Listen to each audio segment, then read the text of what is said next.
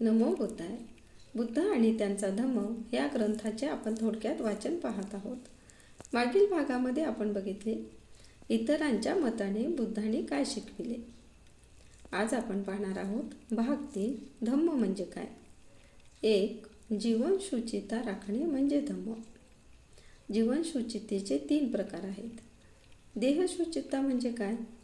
माणसाने हिंसा, चोरी आणि मिथ्याचार यांच्यापासून विरत होणे याला देह शुचिता म्हणतात.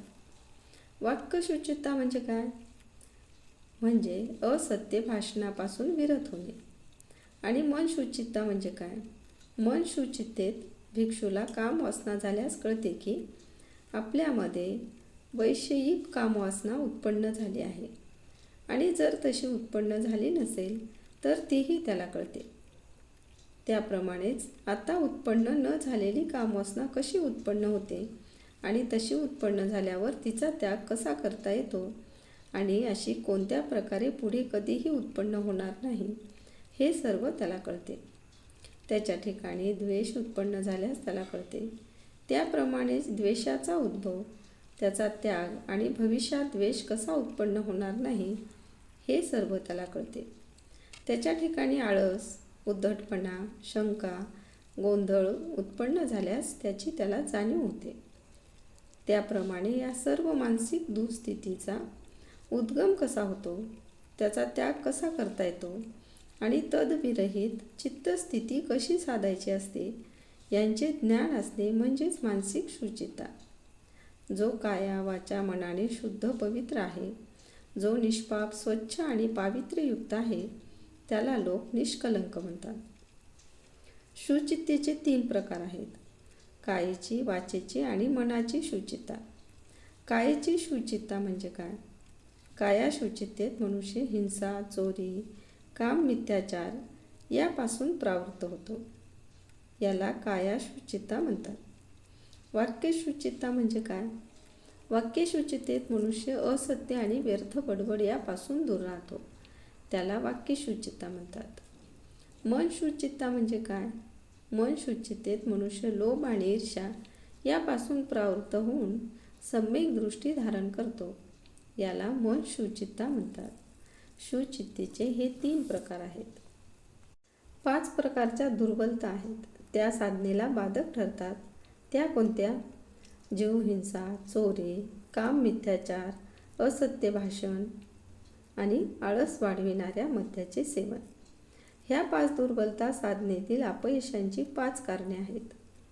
साधनेतील ह्या 5 बाधा दूर केल्यावर 4 प्रकारच्या सावधानतेचा, स्मृती उपस्थानांचा मनात उद्भव घडेल असे वागले पाहिजे.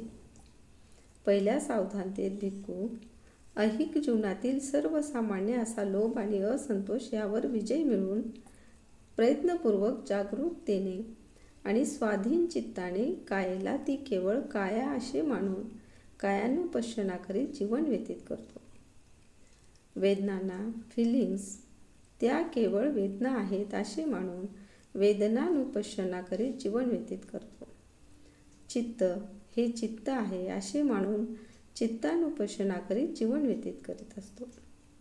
चित्तात उत्पन्न होणारे विचारधर्म ते केवळ चित्तधर्म आहेत असे मानून धर्मानुपश्यना करीत प्रयत्नपूर्वक जागरूकतेने आणि स्वाधीन चित्ताने सर्वसामान्य लोभ आणि असंतोष यांच्यावर विजय मिळवितो.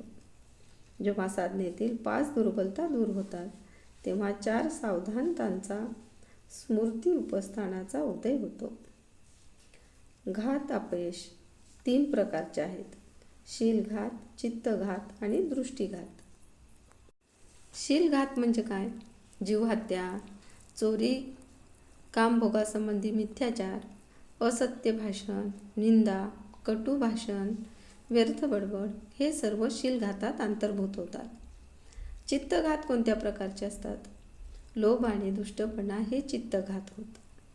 दृष्टीघात कोणत्या प्रकारचे असतात?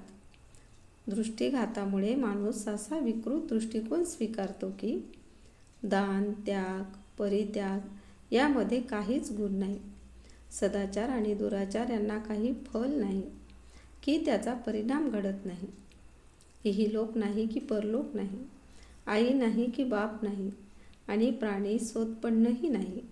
या जगामध्ये ज्यांनी अत्युच्च शिखर गाठले आहे, पूर्णता मिळवली आहे, ज्यांना आपल्या आंतरिक शक्तीने या ऐहिक जगापलीकडच्या जगाचा साक्षात्कार झाला आहे आणि जे त्या जगाच्या अस्तित्वाची घोषणा करू शकतात, असे श्रमण आणि ब्राह्मण या जगात नाहीत.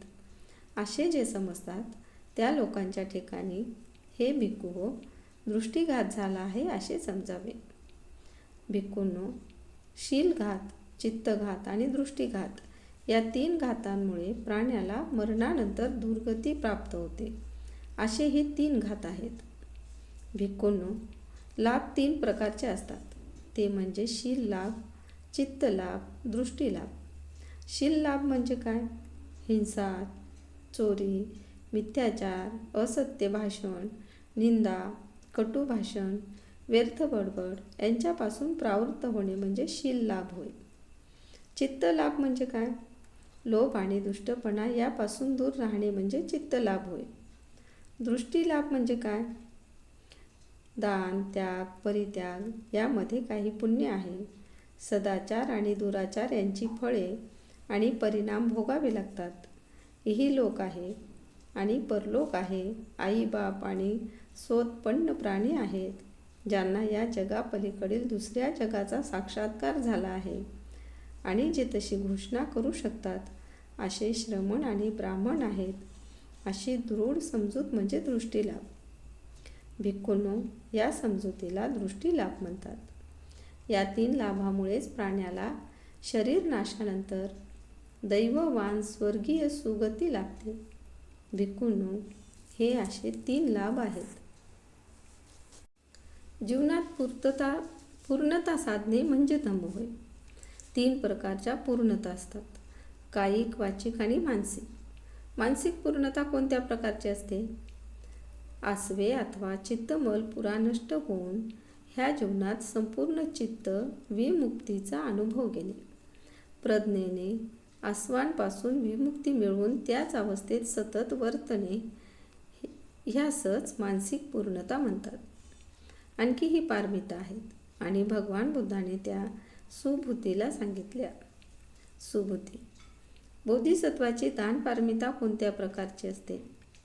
तथागत बोधिसत्व चित्तांच्या अवस्थांची जाणीव ठेवून अंतर्बाह्य वस्तूंचे दान करतो आणि त्या सर्व प्राणी मात्रांना दिल्यावर बोधीला त्या अर्पण करतो. दुसऱ्यांनाही तो तसे करण्याची प्रेरणा देतो. कुठल्याही वस्तूबद्दल त्याच्या मनात आसक्ती नसते. ह्या अवस्थेला दान पारमिता म्हणतात. सुबुद्धी. बोधिसत्वाची शील पारमिता कशी असते?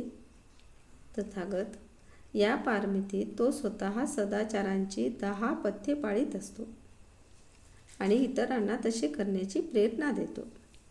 सुबुद्धी. बोधिसत्वाची शांती पारमिता कशी असते? तथागत या पारमितेत तो स्वतः क्षमाशील होऊन इतरांना तसे होण्याची प्रेरणा देतो. सुबुद्धी. बोधिसत्वाची वीर्य पारमिता कशी असते?